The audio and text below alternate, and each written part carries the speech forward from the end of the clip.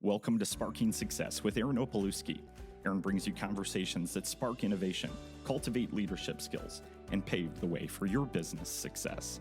In each episode, we delve into the dynamic world of business and leadership, exploring strategies, insights, and success stories that fuel your professional journey.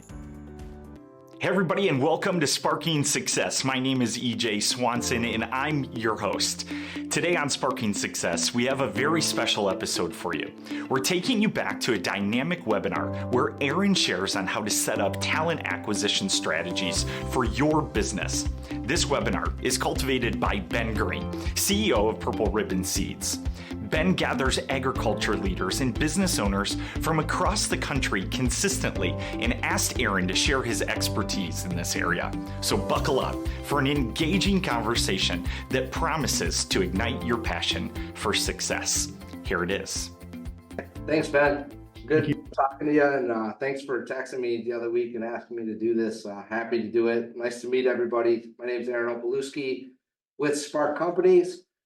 We do a multitude of workforce solutions style services and have 7 companies that specialize in that. I'm a managing partner in 9 companies overall, so 2 of those are outside of workforce solutions, which I think is interesting for a call like this, right? Because a lot of the stuff that we do as services within our workforce solutions companies, we actually use in the other 2 businesses that I'm involved with. And that's where a lot of these talking points, have come from. So when Ben asked me to share, this is a talk I give quite a bit, and I'm set to give it in a couple more weeks, again in June on site for a group of people. So I was happy to just hop on here and do that, and then take any Q&A if it comes through. But that's a little background on me. The point of today's discussion is to go through talent acquisition strategy. Ben had reached out and said, look, I know you do a lot of hiring. You guys do a lot of hiring. And, essentially that's a big question that comes up in our group. It's constant. Like, would you be able to come on and just talk about that a little bit? I said, yeah, actually, I got like a whole list of stuff that we go through on this, and I'm happy to do it. So it's just my opinion on how you would set up this strategy. So what I would say is, ultimately you could do this to a T. You could take parts of this and implement it into what you're doing. You might go one step at a time. It's probably what I'd recommend, because trying to do it all at once, we're going to cover things at kind of like a top level, but I could see where it'd be overwhelming. You can't necessarily do everything at once all the time. But when we talk about like talent acquisition strategy, a lot of people focus on like, well, I just need to hire people. I can't find enough good people. And that is a part of this, but let's walk through 5 different steps. So the first one that I focus on before you get to actually having people start with the organization is your talent funnel. So a lot of people are familiar with the sales funnel. I would look at your talent acquisition the same way. You need a talent acquisition funnel. So you need something or multiple things that are generating people into your system all the time. And this is where we work with a lot of clients, because this is actually where a lot of people struggle, is just getting enough people in the funnel. None of these things are like easy to execute on. They all take a lot of work. But when you bucket these out into separate areas compared to trying to attack it just like, oh, I just got to find better people, it starts to process it out for you. So what are some things that you can do within the funnel? Number 1, you can work on your personal brand. That's probably the last thing that I would do out of what I'm going to list from a tactical standpoint, but it is very impactful. When you work on your personal and your company brand, it will filter in more people to talk to you. Now, some people with an RTA do this well. Some people may be just starting on that. We have a good brand within our workforce solutions, but overall, I don't have this like massive personal brand either. But within what we do, we have a track record that we've built, and it's a big reason why we've been able to grow up to 7 companies in a 10-year span, because we have a track record and we have people that are attracted to coming to work with us. Now, the better someone gets at this, And I won't go into like huge details on each of these points, but this is important. If any of you, well, we're in Arte, so you've all heard Andy talk about this. He's obviously got a great personal brand. First Form has a great company brand. And a lot of people are interested and excited to go work there. What's one of the number one issues they have with that? He's talked about it in a few of his podcasts. He's talked about it on a few of his calls. I've had personal discussions, with him about this, years ago. And I think it's only intensified for him more as his brand continues to grow. People look at, what is going on there and they're like, man, I want to be a part of that. And that's awesome. But then they're not willing to do the hard work and commit to what it actually takes on a day to day. So as you do grow that, it's a positive, but that's the number one thing is you got to figure out how to set really good expectations as they're coming into that funnel. We can do a whole call on that. We're going to keep moving, but I thought that would be an example that would just resonate with everybody. And he's pointed it out. That's his words, not mine. That's been one of their main problem points with hiring is people that come in that love the brand and think like, man, that place is just going to be so great to work at. And it is, but it doesn't mean that the work's not hard day to day. Doesn't mean that there's not sacrifice or things that you got to do, and not everyone, works out. So what's some other things that you can do? You can use outsourced recruiting support. You can use job boards like an Indeed. You can use referrals. You can use different types of technology to deploy people into your funnel. Within your job boards, give you a couple things on this. It's very important that you optimize your job posts. Now, that's something that we do for companies all the time because it's one thing to set it up. What you got to be doing, there's a timing aspect to this too. When stuff comes into your funnel, no different than in sales. Well, if you wait 2 weeks to get back to anybody, they're going to be gone. They're going to go somewhere else. So it's important to create the funnel and then to be working through and nurturing the funnel at the same time. But some couple of takeaways that if you get nothing else from this call can help you out today. If you're posting on Indeed or LinkedIn or anywhere else, but I'm going to specifically go with Indeed because a lot of people post there, make sure you don't abbreviate anything. So for example, if someone was hiring a junior account manager, do not put JR period on that. Spell out junior or just put account manager or entry-level account manager. Nowhere do you want an abbreviation. It's going to drop your views down immensely. You won't have as many people see it. That's not something that everyone knows. Maybe you did know that, but that's key. Second thing, and there's many more, but I'm just trying to give you a couple that you could literally go, and if you have any jobs out there, you can go switch these things today, and it will up your funnel. You'll get more views. Another thing would be if you have job titles that are different from like an industry standard job title, that's okay internally. If you have a director of client experience or something like that, or something along the lines. If you call an operations role something that has like a unique name to your business, internally that's fine. But when you post this online, that's your time where, like, if it's a human resource manager type role, like you want to post it as that externally, because when you post it with your unique job title, it's going to lower the views immensely. There was that one time years ago, the inverse was true. You would post a unique title, it would actually raise your views. That's not the case right now. If it changes, I'll make sure to message Ben and let people know. But over the last 2 years specifically, they've really drilled down on that. And your views go up when you have the more technical job title that people have on like their LinkedIn profile or what you would normally see in a company. So there's probably about 50 other things we could talk on Indeed. I don't even know them all specifically because we have experts that work just specifically within that. And you can read between the lines, like within even how you phrase stuff in your job title. Anything that's like your unique language, if you can get that out of that and use more like straightforward, clear, concise language, it will help your views, and people also will read that better. They're more likely to keep going on the description. So that's the talent funnel. And I'm going to write these down. This is more for me than you. My writing is not good, but this keeps me on track. So you got your talent funnel, getting people in. Number 2, you got your interview process.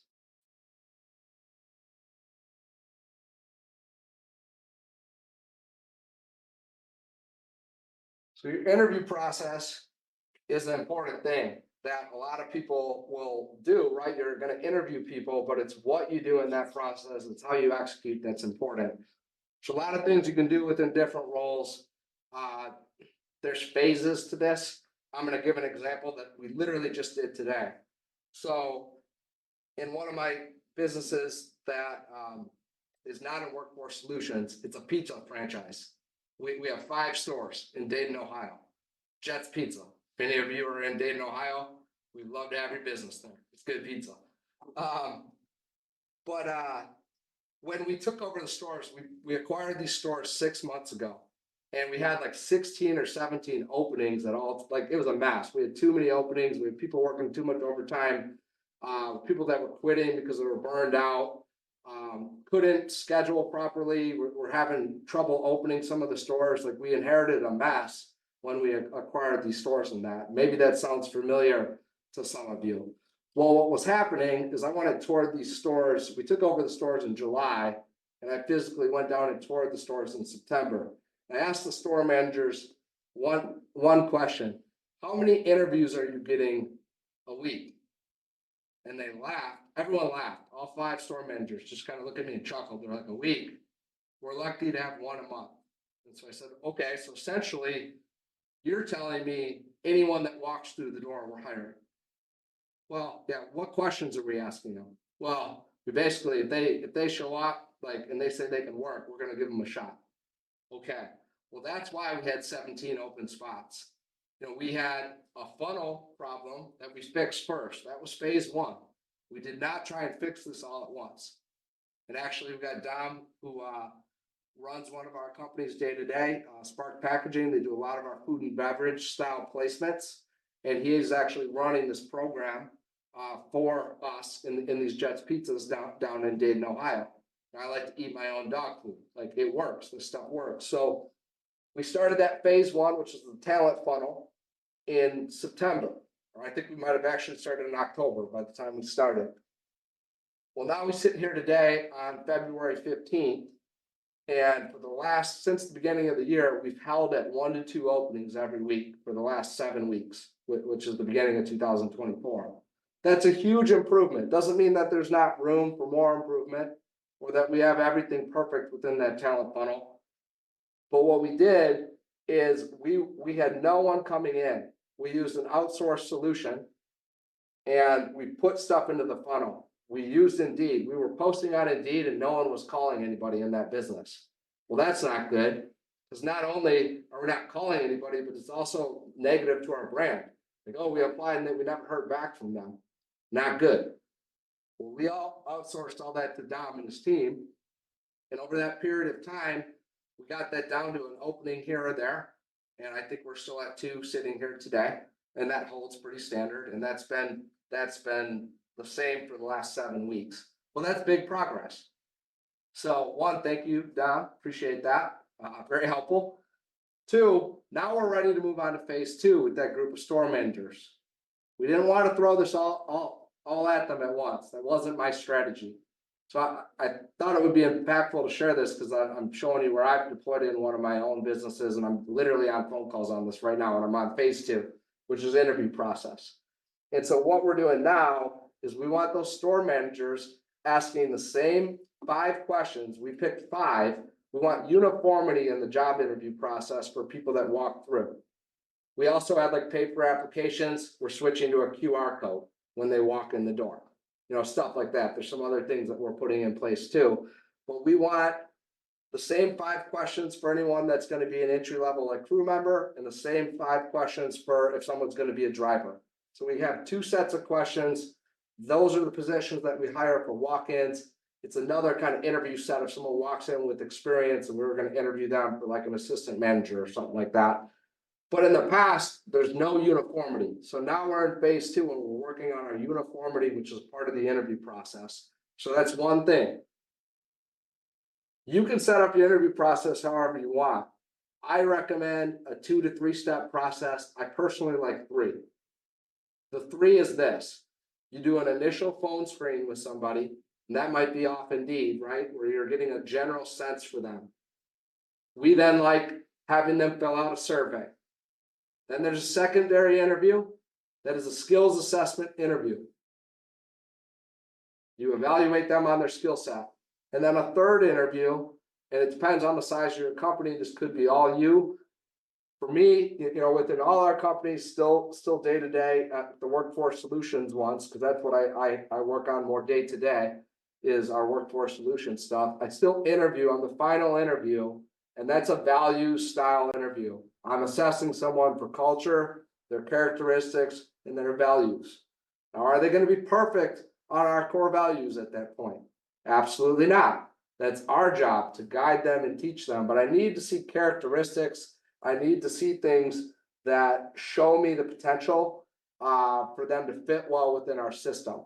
We happen to hire a lot of people with no experience because we want to teach them our way, and we build them from the ground up. Purpose of our company is to help people grow, and we do that from the ground up, right? Well, so I can't look for past experience with a lot of candidates. I got to look for characteristics that I believe match our values. We won't get into that today because everyone's got different core values, and you need to assess what's important on that to you.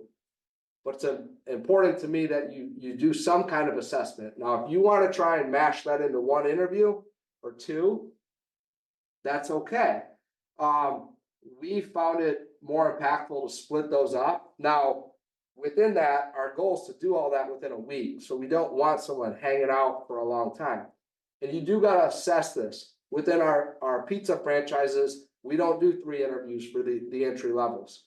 What we do is Dom's team actually does that funnel call for us, where they assess them and they drop them in. Say, this person is a good candidate at an entry level. We think that they have the characteristics to show up on time. They can hit the schedule, like they want to learn. We feel like they're going to be a value set, but at minimum, like everything makes sense for them to be looked at for coming into the business.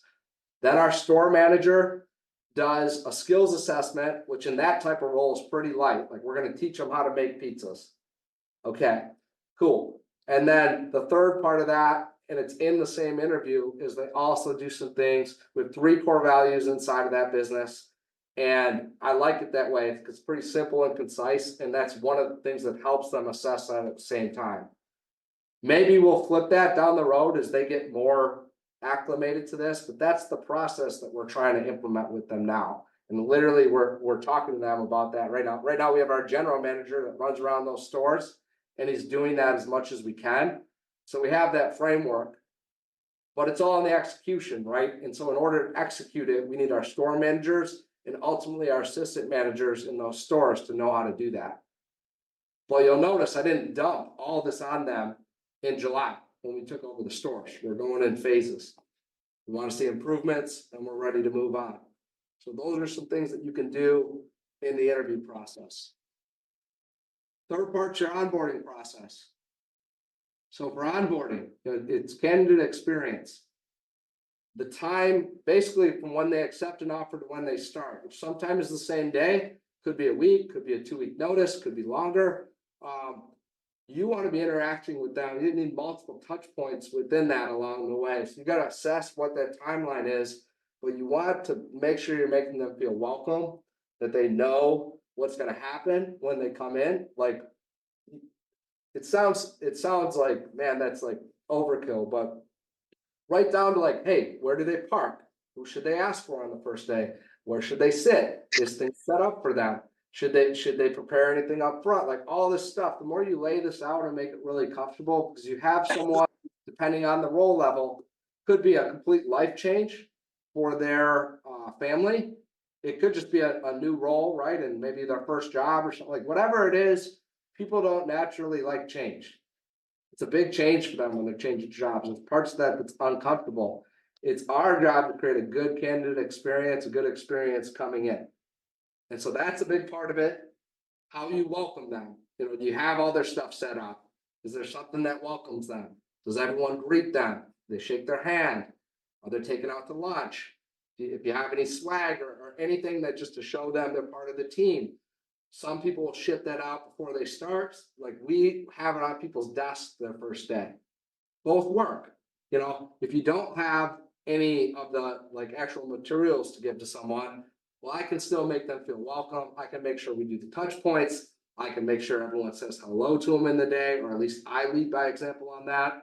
Can I structure my schedule in a way that when people start from my organization, that either I am taking them out to like a lunch, on the first day, and I do recommend the first day, not the first week, or someone, their leader, the team that they're going to be a part of, depending on the size and scope of your business. Like, could someone do these things?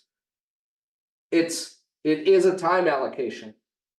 You could look at it as, spending time or wasting time, or like, man, it's going to be hard to put that time in.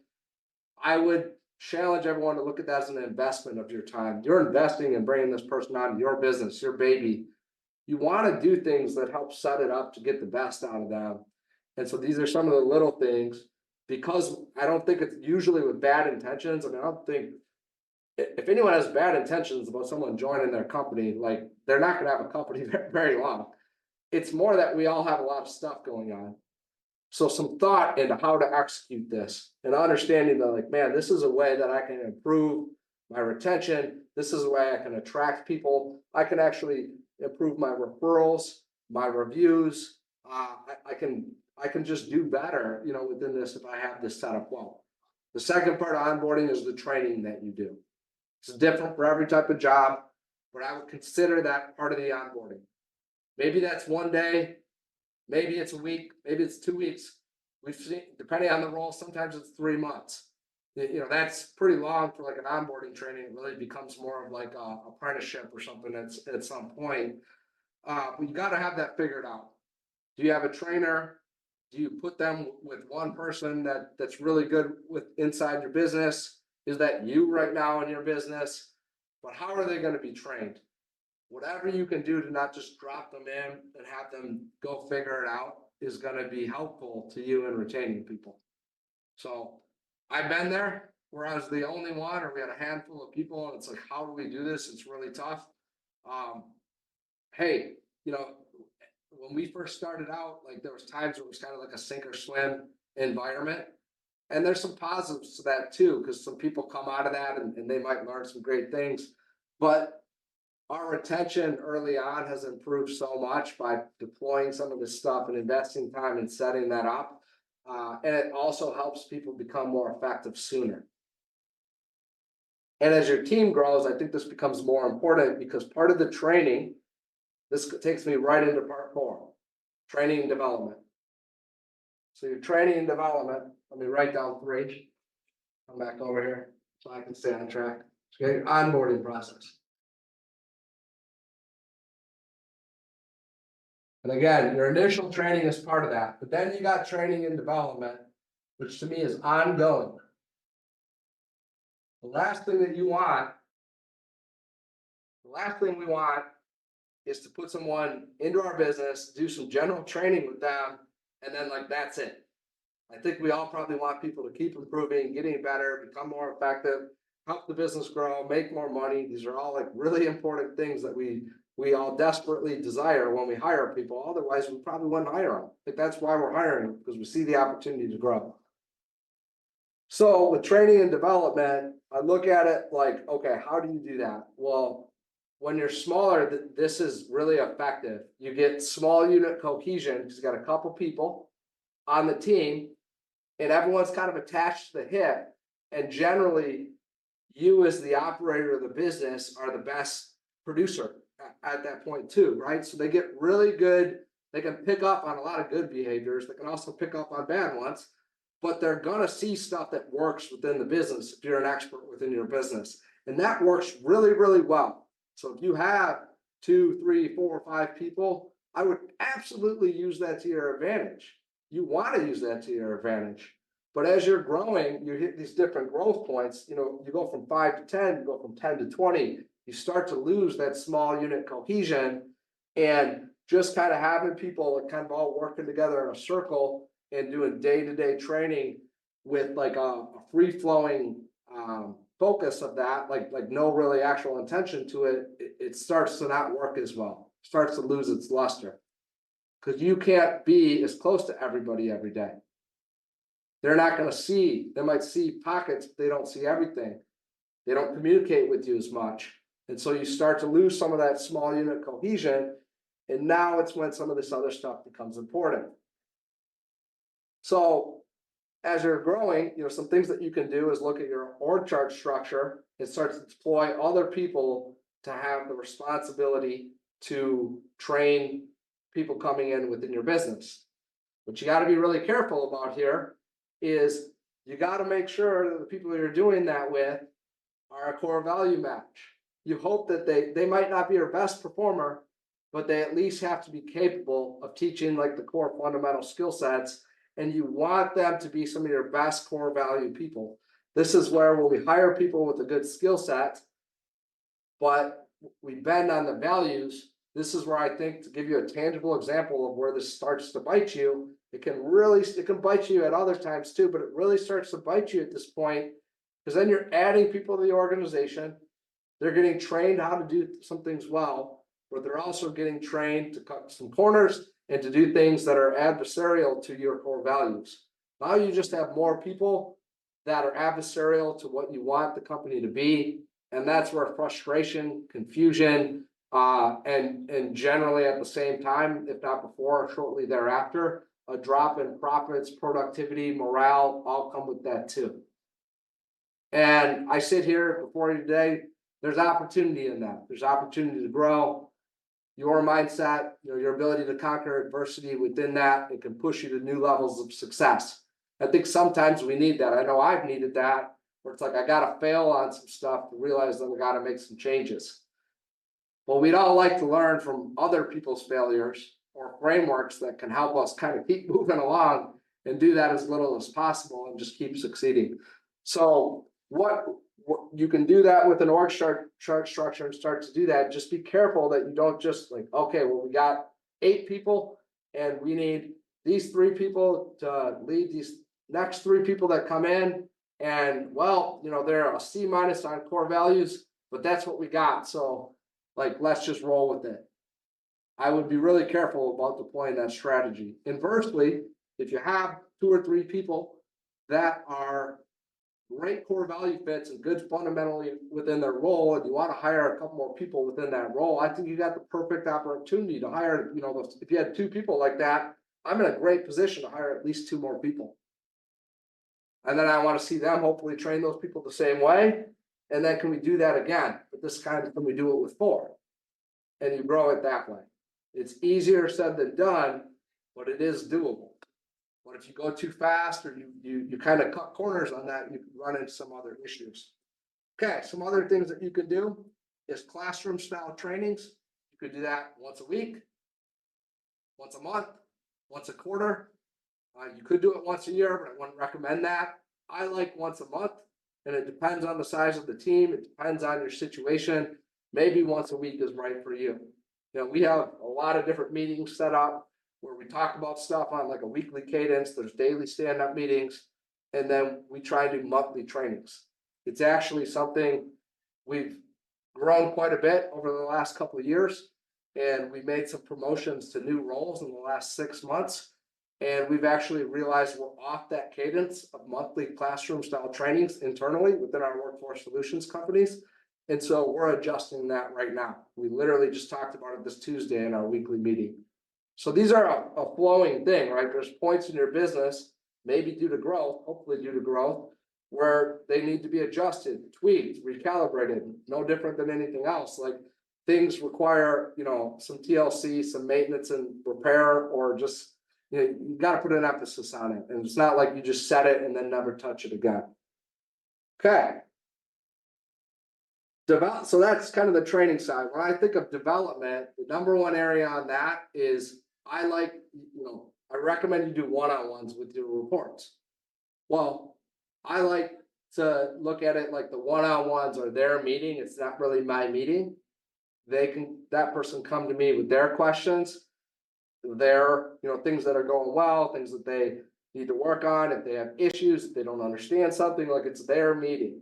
If we have extra time and I have some questions, we'll get into that. But if I'm listening well within that, what I can do is I can start, and especially as we're doing this, I do them on a bi-weekly cadence. Right now I have more reports than I've had in a long time. I have 8. I say 7 to 10 is your max. I personally like to be at like 4 or 5. I'm at 8 right now. That's where I'm at. Which is good because we've grown, we've added some stuff, and it's awesome. But it's something to watch. So write that down too. If you're looking for a number on reporting, I wouldn't recommend going over 7 to 10 for anybody. And the more of a newer leader they are, the more I'd like to stay at a 1-to-1 ratio. You kind of figure out the gaps in between that. But on the development side, in those meetings, I'm listening and I'm learning about the person. And I can really set up within like a review cadence, whether that be annually, quarterly, you could do whatever, monthly. I like doing kind of like a quarterly meeting, even though we don't formally call them reviews internally. A quarterly meeting where we're kind of checkpointing on, I deal with a lot of our operators. So like Dom and I will do one-on-ones.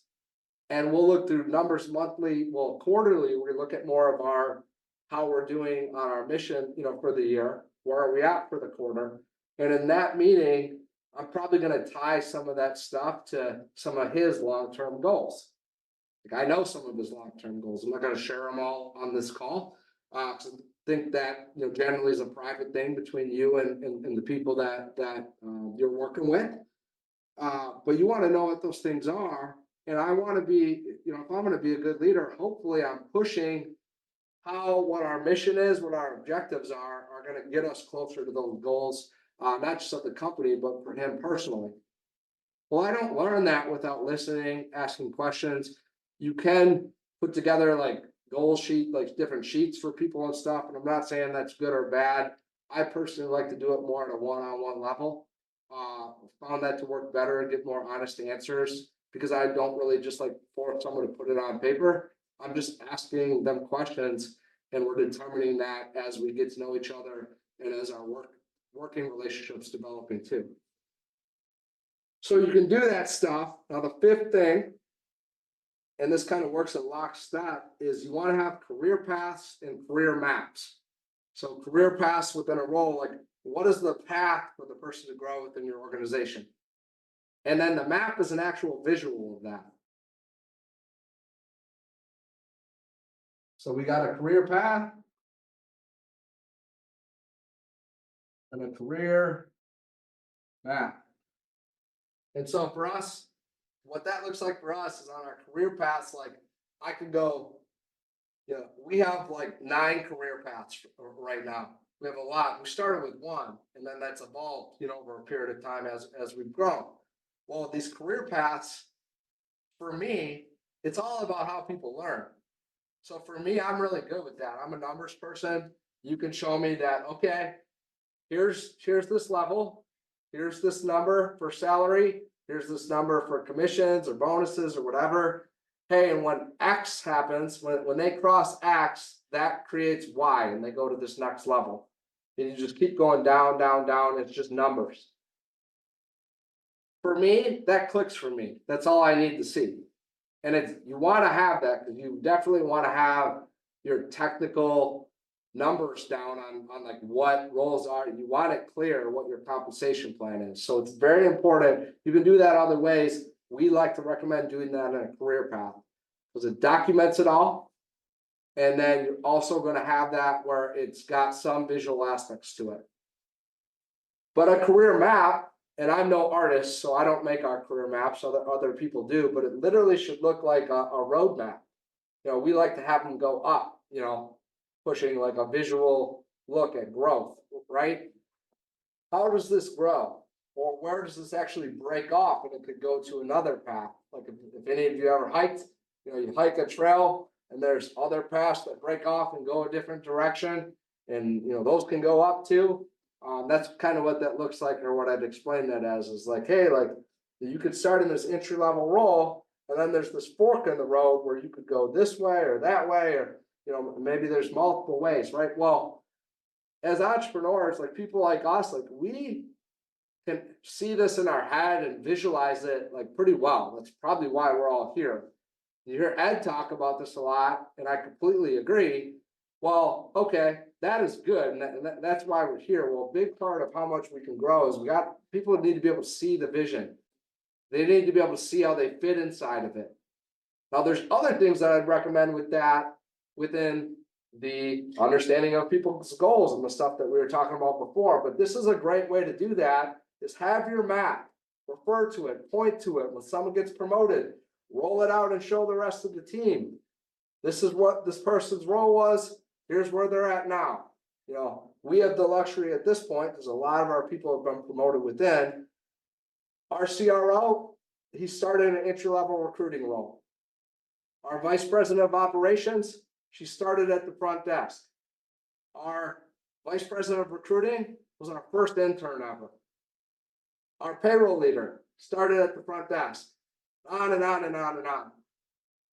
Well, if we're doing our weekly meetings and we want to talk about like career paths, career maps, you know, we don't have to talk about it in theory. We could pull this out and show a track record, and people know, but sometimes it's good to remind them and show them visually, because again, it connects for different people in different ways.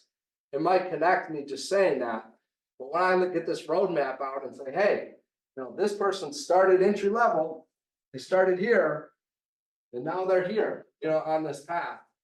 For some people, that just clicks better. And for me, like, I don't care really which way it clicks for someone. I want to get kind of all the different ways that can click for people and communicate in all those ways, because that's, again, the best way to not just attract the most people into the funnel, but hopefully then retain and grow them and make them feel like they fit inside the organization and the vision you have for it.